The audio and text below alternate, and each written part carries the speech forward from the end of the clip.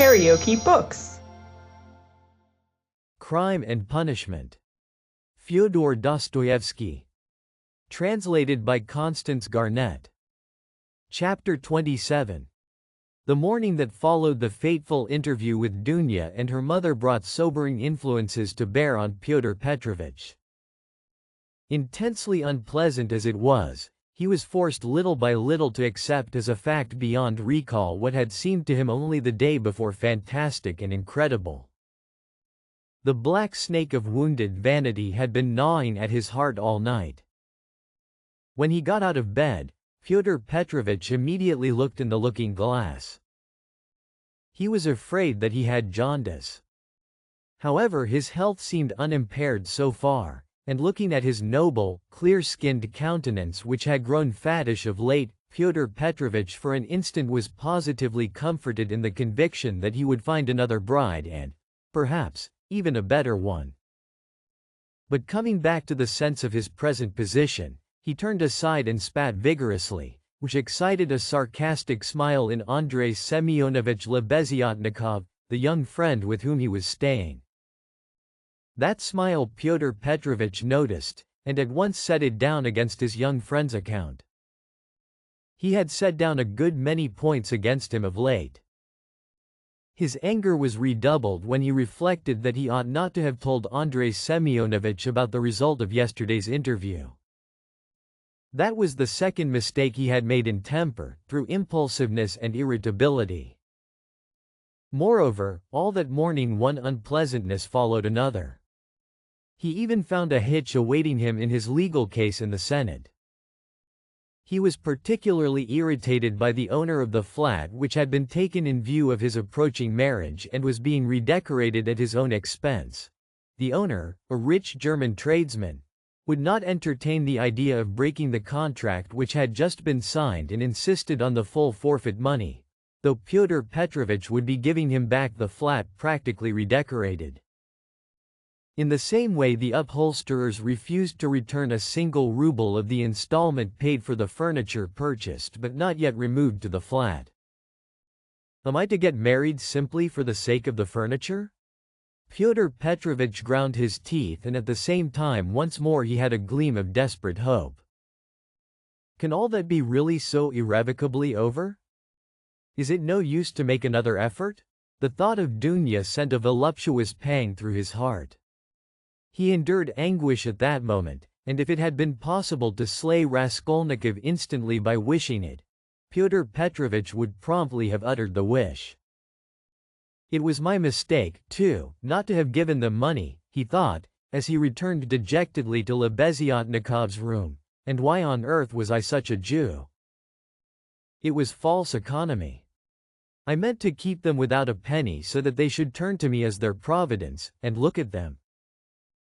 Phoo! If I'd spent some 1,500 rubles on them for the trousseau in presents, on knick-knacks, dressing cases, jewelry, materials, and all that sort of trash from Knopp's and the English shop, my position would have been better and stronger. They could not have refused me so easily. They are the sort of people that would feel bound to return money and presents if they broke it off, and they would find it hard to do it. And their conscience would prick them. How can we dismiss a man who has hitherto been so generous and delicate? I've made a blunder. And grinding his teeth again, Fyodor Petrovich called himself a fool, but not aloud, of course. He returned home, twice as irritated and angry as before. The preparations for the funeral dinner at Katerina Ivanovna's excited his curiosity as he passed.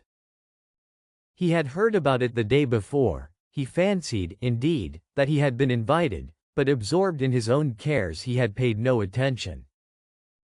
Inquiring of Madame Lipovexel, who was busy laying the table while Katerina Ivanovna was away at the cemetery, he heard that the entertainment was to be a great affair, that all the lodgers had been invited, among them some who had not known the dead man, that even Andrei Semyonovich Lebeziatnikov was invited in spite of his previous quarrel with Katerina Ivanovna, that he, Pyotr Petrovich, was not only invited, but was eagerly expected as he was the most important of the lodgers.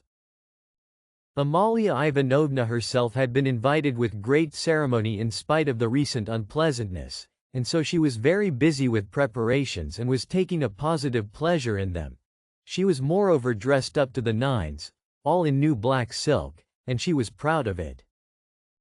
All this suggested an idea to Pyotr Petrovitch, and he went into his room, or rather Lebeziatnikov's, somewhat thoughtful. He had learnt that Raskolnikov was to be one of the guests. Andrei Semyonovitch had been at home all the morning. The attitude of Pyotr Petrovitch to this gentleman was strange, though perhaps natural. Fyodor Petrovitch had despised and hated him from the day he came to stay with him, and at the same time he seemed somewhat afraid of him. He had not come to stay with him on his arrival in Petersburg simply from parsimony, though that had been perhaps his chief object. He had heard of Andrei Semyonovitch, who had once been his ward, as a leading young progressive who was taking an important part in certain interesting circles, the doings of which were a legend in the provinces. It had impressed Pyotr Petrovitch. These powerful omniscient circles who despised everyone and showed everyone up had long inspired in him a peculiar but quite vague alarm. He had not, of course, been able to form even an approximate notion of what they meant. He, like everyone, had heard that there were, especially in Petersburg, progressives of some sort, nihilists and so on, and, like many people, he exaggerated and distorted the significance of those words to an absurd degree. What for many years past he had feared more than anything was being shown up, and this was the chief ground for his continual uneasiness at the thought of transferring his business to Petersburg. He was afraid of this as little children are sometimes panic-stricken. Some years before, when he was just entering on his own career, he had come upon two cases in which rather important personages in the province, patrons of his, had been cruelly shown up. One instance had ended in great scandal for the person attacked, and the other had very nearly ended in serious trouble. For this reason Pyotr Petrovitch intended to go into the subject as soon as he reached Petersburg and, if necessary, to anticipate contingencies by seeking the favor of our younger generation. He relied on Andrei Semyonovitch for this, and before his visit to Raskolnikov he had succeeded in picking up some current phrases. He soon discovered that Andrei Semyonovitch was a commonplace simpleton, but that by no means reassured Pyotr Petrovitch. Even if he had been certain that all the progressives were fools like him, it would not have allayed his uneasiness. All the doctrines, the ideas, the systems, with which Andrei Semyonovitch pestered him had no interest for him. He had his own object, he simply wanted to find out at once what was happening here. Had these people any power or not? Had he anything to fear from them? Would they expose any enterprise of his? And what precisely was now the object of their attacks? Could he somehow make up to them and get round them if they really were powerful? Was this the thing to do or not? Couldn't he gain something through them? In fact, hundreds of questions presented themselves. Andrei Semyonovitch was an anemic, scrofulous little man, with strangely flaxen mutton chop whiskers of which he was very proud. He was a clerk and had almost always something wrong with his eyes.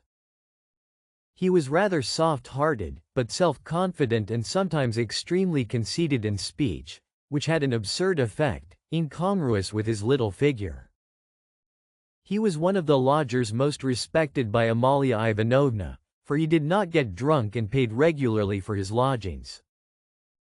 Andrei Semyonovitch really was rather stupid.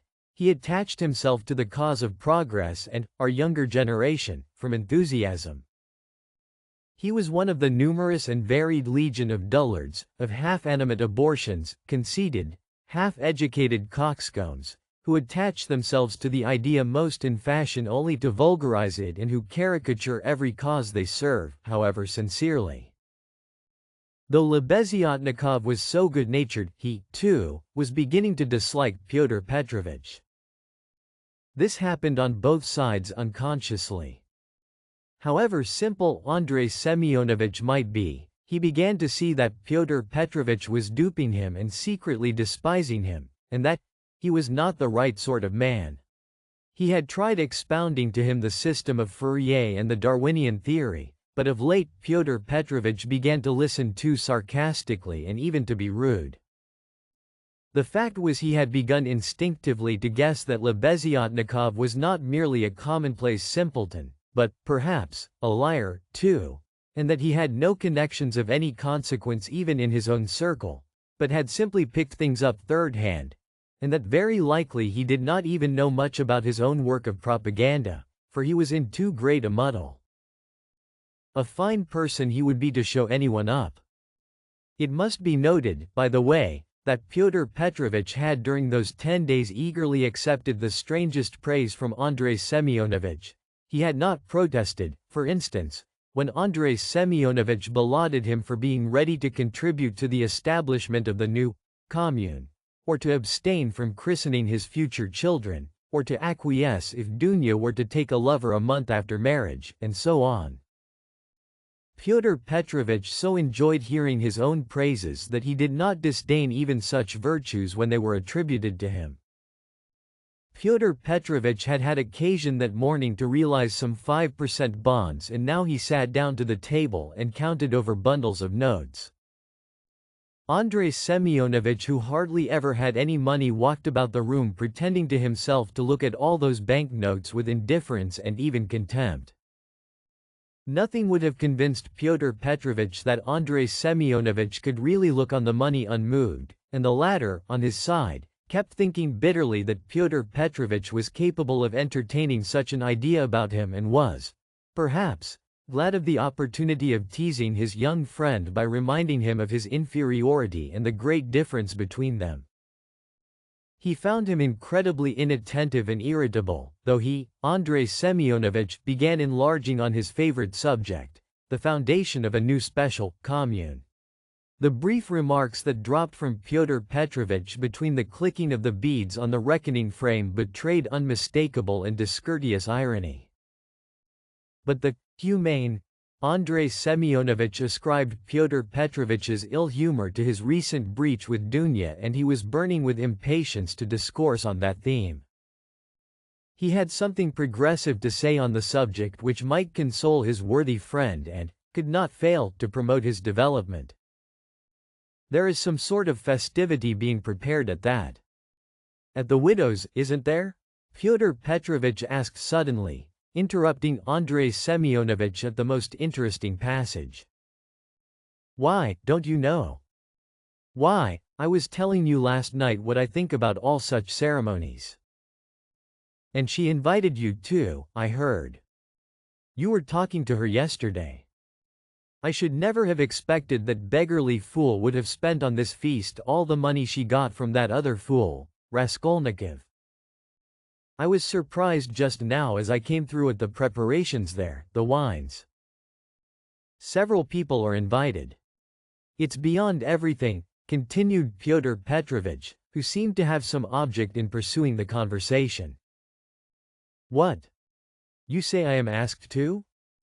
When was that? I don't remember. But I shan't go.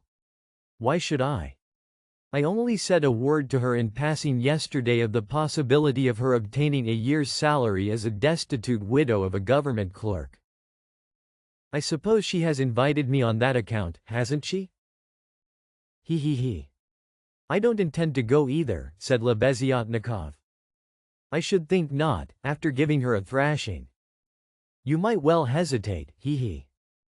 Who thrashed? Whom? Cried Lebeziatnikov, flustered and blushing. Why, you thrashed Katerina Ivanovna a month ago. I heard so yesterday. So that's what your convictions amount to. And the woman question, too, wasn't quite sound, he. And Fyodor Petrovich, as though comforted, went back to clicking his beads. It's all slander and nonsense, cried Lebeziatnikov, who was always afraid of allusions to the subject. It was not like that at all, it was quite different. You've heard it wrong, it's a libel. I was simply defending myself. She rushed at me first with her nails, she pulled out all my whiskers. It's permissible for anyone, I should hope, to defend himself, and I never allow anyone to use violence to me on principle, for it's an act of despotism. What was I to do? I simply pushed her back. He. Luzin went on laughing maliciously. You keep on like that because you are out of humor yourself. But that's nonsense, and it has nothing whatever to do with the woman question. You don't understand. I used to think, indeed, that if women are equal to men in all respects, even in strength, as is maintained now, there ought to be equality in that, too. Of course, I reflected afterwards that such a question ought not really to arise, for there ought not to be fighting, and in the future society fighting is unthinkable. And that it would be a queer thing to seek for equality in fighting. I am not so stupid. Though, of course, there is fighting. There won't be later, but at present there is. Confound it. How muddled one gets with you. It's not on that account that I am not going. I am not going on principle, not to take part in the revolting convention of memorial dinners, that's why. Though, of course, one might go to laugh at it. I am sorry there won't be any priests at it. I should certainly go if there were. Then you would sit down at another man's table and insult it and those who invited you. Eh? Certainly not insult, but protest. I should do it with a good object. I might indirectly assist the cause of enlightenment and propaganda. It's a duty of every man to work for enlightenment and propaganda, and the more harshly, perhaps, the better. I might drop a seed, an idea. And something might grow up from that seed. How should I be insulting them? They might be offended at first, but afterwards they'd see I'd done them a service. You know, Terabyeva, who is in the community now, was blamed because when she left her family and devoted herself, she wrote to her father and mother that she wouldn't go on living conventionally and was entering on a free marriage, and it was said that that was too harsh, that she might have spared them and have written more kindly. I think that's all nonsense, and there's no need of softness. On the contrary, what's wanted is protest. Varents had been married 7 years, she abandoned her 2 children, she told her husband straight out in a letter. I have realized that I cannot be happy with you. I can never forgive you that you have deceived me by concealing from me that there is another organization of society by means of the communities. I have only lately learned it from a great-hearted man to whom I have given myself and with whom I am establishing a community. I speak plainly because I consider it dishonest to deceive you. Do as you think best. Do not hope to get me back, you are too late. I hope you will be happy. That's how letters like that ought to be written. Is that Terabyeva the one you said had made a 3rd free marriage? No, it's only the 2nd, really. But what if it were the 4th, what if it were the 15th, that's all nonsense. And if ever I regretted the death of my father and mother, it is now, and I sometimes think if my parents were living what a protest I would have aimed at them. I would have done something on purpose. I would have shown them. I would have astonished them. I am really sorry there is no one to surprise. He. Well, be that as you will, Fyodor Petrovitch interrupted, but tell me this, do you know the dead man's daughter, the delicate-looking little thing? It's true what they say about her, isn't it? What of it? I think, that is, it is my own personal conviction that this is the normal condition of women. Why not? I mean, distinguished ones. In our present society it is not altogether normal, because it is compulsory, but in the future society it will be perfectly normal, because it will be voluntary. Even as it is, she was quite right. She was suffering, and that was her asset, so to speak, her capital, which she had a perfect right to dispose of. Of course, in the future society there will be no need of assets, but her part will have another significance, rational and in harmony with her environment. As to Sofia Semyonovna personally, I regard her action as a vigorous protest against the organization of society, and I respect her deeply for it. I rejoice indeed when I look at her. I was told that you got her turned out of these lodgings. Lebeziatnikov was enraged. That's another slander, he yelled. It was not so at all. That was all Katerina Ivanovna's invention, for she did not understand. And I never made love to Sofia Semyonovna. I was simply developing her, entirely disinterestedly, trying to rouse her to protest. All I wanted was her protest, and Sofia Semyonovna could not have remained here anyway. Have you asked her to join your community? You keep on laughing and very inappropriately, allow me to tell you. You don't understand. There is no such role in a community. The community is established that there should be no such roles. In a community, such a role is essentially transformed, and what is stupid here is sensible there. What, under present conditions, is unnatural becomes perfectly natural in the community.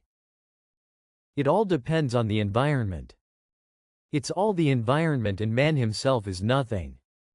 And I am on good terms with Sofia Semyonovna to this day, which is a proof that she never regarded me as having wronged her. I am trying now to attract her to the community, but on quite a different footing. What are you laughing at? We are trying to establish a community of our own, a special one, on a broader basis. We have gone further in our convictions. We reject more. And meanwhile I'm still developing Sofia Semyonovna. She has a beautiful, beautiful character. And you take advantage of her fine character, eh? Hee hee. No, no.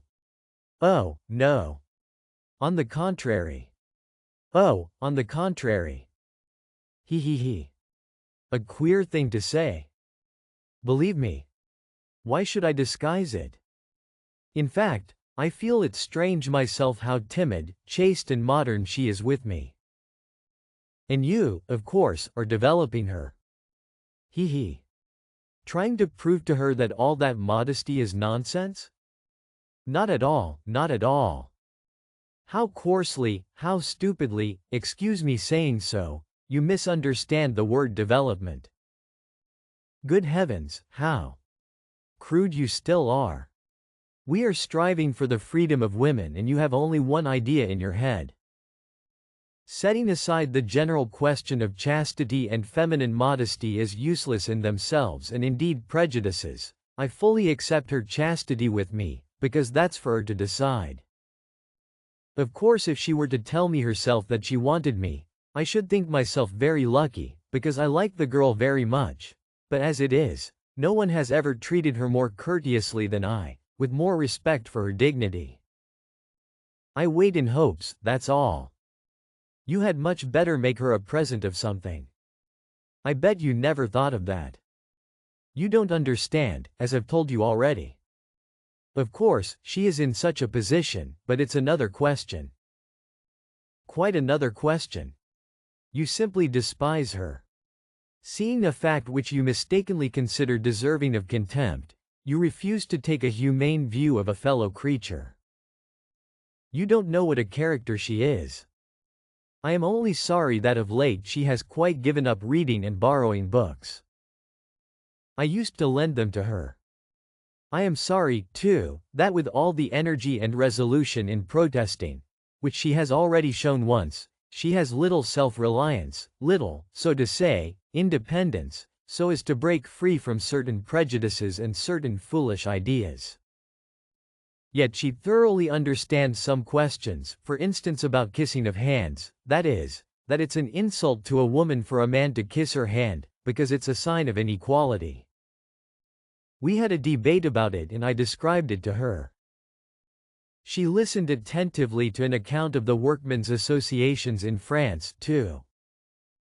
Now I am explaining the question of coming into the room in the future society. And what's that, pray? We had a debate lately on the question. Has a member of the community the right to enter another member's room, whether man or woman, at any time? And we decided that he has. It might be at an inconvenient moment, he. Lebeziatnikov was really angry.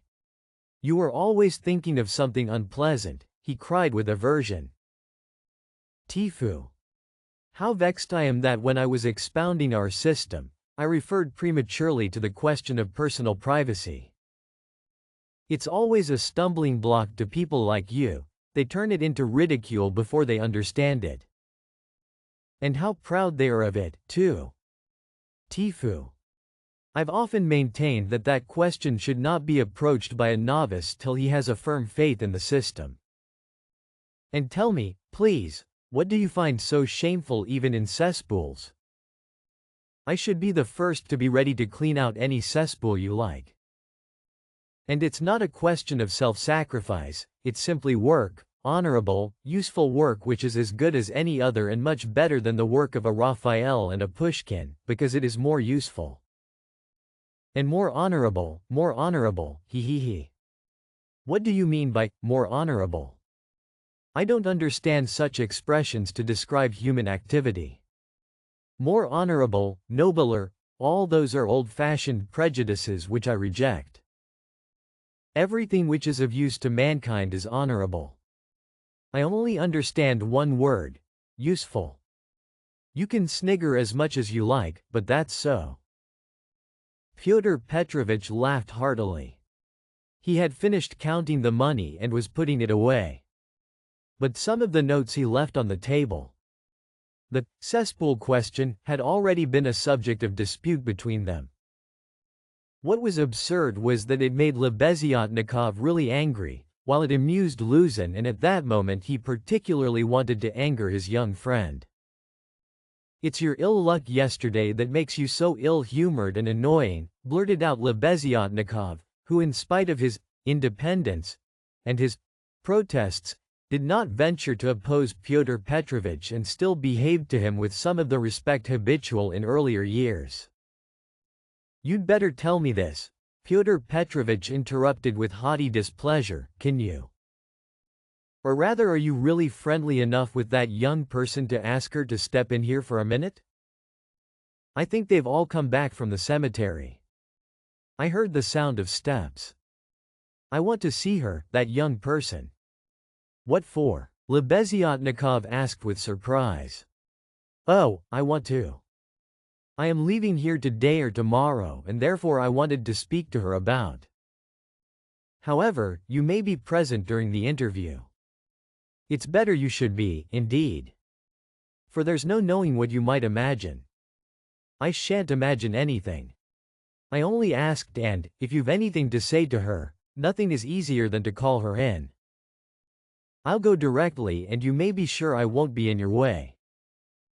5 minutes later Lebeziatnikov came in with Sonia. She came in very much surprised and overcome with shyness as usual.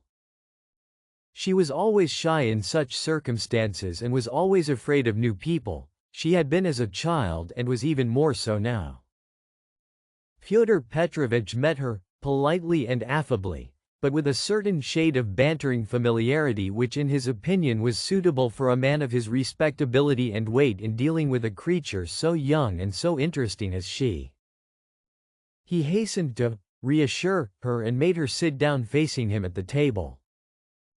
Sonia sat down, looked about her, at Lebeziatnikov, at the notes lying on the table, and then again at Pyotr Petrovich, and her eyes remained riveted on him. Lebeziatnikov was moving to the door. Fyodor Petrovich signed to Sonia to remain seated and stopped Lebeziatnikov. Is Raskolnikov in there? Has he come? He asked him in a whisper. Raskolnikov? Yes. Why? Yes, he is there. I saw him just come in. Why? Well, I particularly beg you to remain here with us and not to leave me alone with this young woman. I only want a few words with her, but God knows what they may make of it. I shouldn't like Raskolnikov to repeat anything. You understand what I mean? I understand, Lebeziatnikov saw the point. Yes, you are right. Of course, I am convinced personally that you have no reason to be uneasy, but still, you are right. Certainly I'll stay. I'll stand here at the window and not be in your way. I think you are right. Fyodor Petrovich returned to the sofa, sat down opposite Sonia, looked attentively at her and assumed an extremely dignified, even severe expression, as much as to say, "Don't you make any mistake, madam." Sonia was overwhelmed with embarrassment. "In the first place, Sofia Semyonovna, will you make my excuses to your respected mamma?"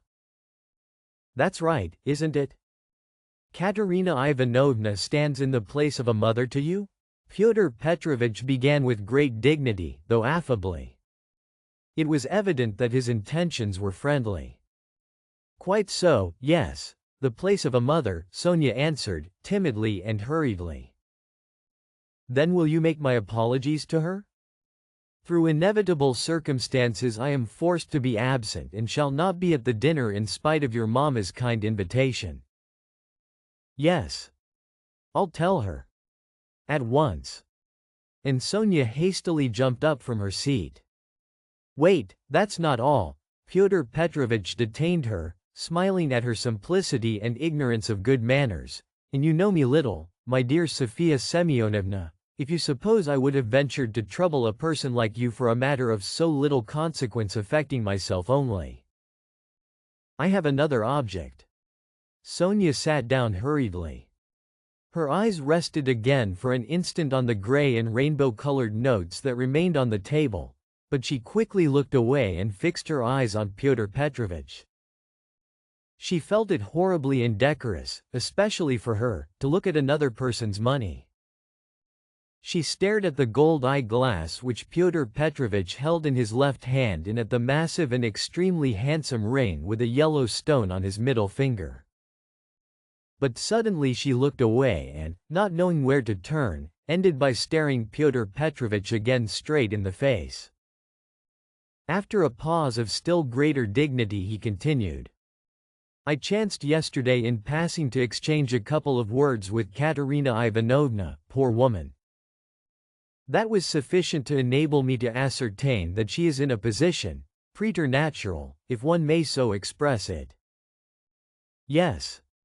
Preternatural," Sonia hurriedly assented. "Or it would be simpler and more comprehensible to say, ill." "Yes, simpler and more comprehend." "Yes, ill." "Quite so.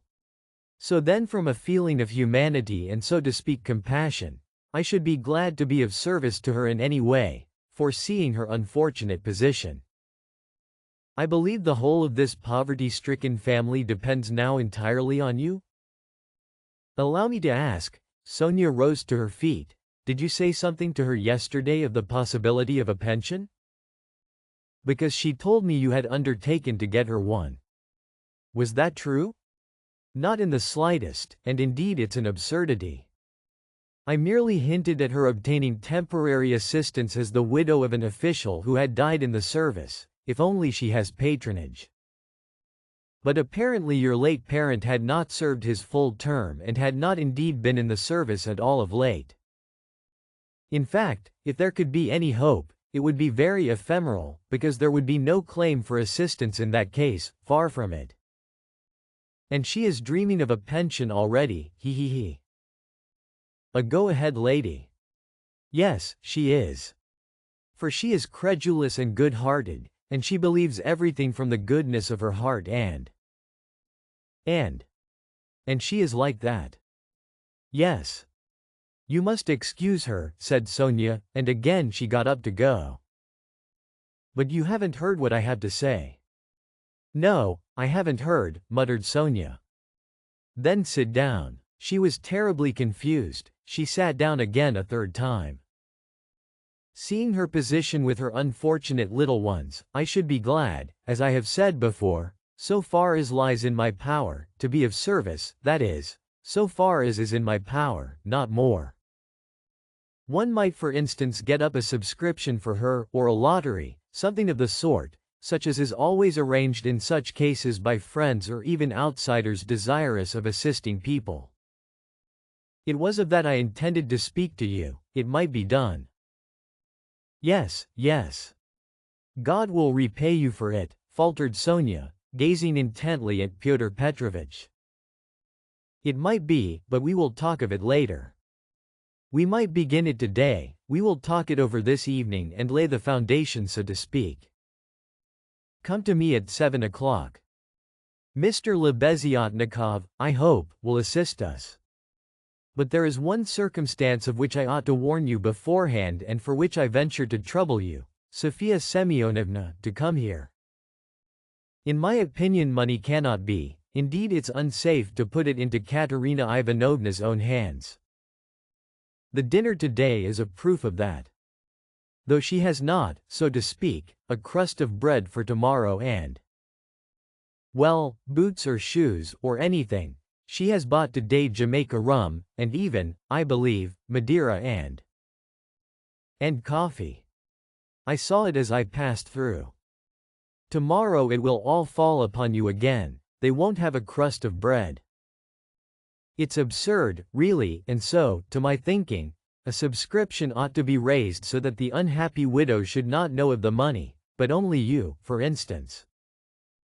Am I right? I don't know. This is only today, once in her life. She was so anxious to do honor, to celebrate the memory. And she is very sensible. But just as you think, and I shall be very, very. They will all be. And God will reward. And the orphans. Sonia burst into tears. Very well, then, keep it in mind. And now will you accept for the benefit of your relation the small sum that I am able to spare, for me personally? I am very anxious that my name should not be mentioned in connection with it. Here. Having so to speak anxieties of my own, I cannot do more. And Fyodor Petrovich held out to Sonia a 10-ruble note carefully unfolded. Sonia took it, flushed crimson, jumped up, muttered something and began taking leave. Fyodor Petrovich accompanied her ceremoniously to the door. She got out of the room at last, agitated and distressed, and returned to Katerina Ivanovna, overwhelmed with confusion. All this time Lebeziatnikov had stood at the window or walked about the room, anxious not to interrupt the conversation. When Sonia had gone, he walked up to Fyodor Petrovich and solemnly held out his hand. I heard and saw everything, he said, laying stress on the last verb. That is honorable, I mean to say, it's humane. You wanted to avoid gratitude, I saw. And although I cannot, I confess, in principle sympathize with private charity, for it not only fails to eradicate the evil but even promotes it, yet I must admit that I saw your action with pleasure. Yes, yes, I like it. That's all nonsense, muttered Fyodor Petrovich, somewhat disconcerted, looking carefully at Lebeziatnikov. No, it's not nonsense. A man who has suffered distress and annoyance as you did yesterday and who yet can sympathize with the misery of others, such a man, even though he is making a social mistake, is still deserving of respect. I did not expect it indeed of you, Fyodor Petrovich, especially as according to your ideas. Oh, what a drawback your ideas are to you. How distressed you are, for instance, by your ill luck yesterday, cried the simple-hearted Lebeziatnikov, who felt a return of affection for Fyodor Petrovich. And, what do you want with marriage, with legal marriage, my dear, noble Fyodor Petrovich? Why do you cling to this legality of marriage? Well, you may beat me if you like, but I am glad, positively glad it hasn't come off, that you are free, that you are not quite lost for humanity. You see, I've spoken my mind. Because I don't want in your free marriage to be made a fool of and to bring up another man's children, that's why I want legal marriage, Luzin replied in order to make some answer. He seemed preoccupied by something. Children? You referred to children. Lebeziatnikov started off like a warhorse at the trumpet call. Children are a social question and a question of first importance, I agree, but the question of children has another solution. Some refuse to have children altogether, because they suggest the institution of the family. We'll speak of children later, but now as to the question of honor, I confess that's my weak point. That horrid, military, Pushkin expression is unthinkable in the dictionary of the future. What does it mean indeed? It's nonsense, there will be no deception in a free marriage. That is only the natural consequence of a legal marriage, so to say, its corrective, a protest. So that indeed it's not humiliating. And if I ever, to suppose an absurdity, were to be legally married, I should be positively glad of it. I should say to my wife, my dear, hitherto I have loved you. Now I respect you, for you've shown you can protest. You laugh. That's because you are incapable of getting away from prejudices. Confound it all. I understand now where the unpleasantness is of being deceived in a legal marriage, but it's simply a despicable consequence of a despicable position in which both are humiliated. When the deception is open, as in a free marriage, then it does not exist, it's unthinkable. Your wife will only prove how she respects you by considering you incapable of opposing her happiness and avenging yourself on her for her new husband. Damn it all. I sometimes dream if I were to be married, phoo. I mean if I were to marry, legally or not, it's just the same, I should present my wife with a lover if she had not found one for herself. My dear, I should say, I love you, but even more than that I desire you to respect me. See, am I not right? Fyodor Petrovitch sniggered as he listened, but without much merriment. He hardly heard it indeed. He was preoccupied with something else, and even Lebeziatnikov at last noticed it. Fyodor Petrovitch seemed excited and rubbed his hands. Lebeziatnikov remembered all this and reflected upon it afterwards. If you liked what you heard, please subscribe to the channel.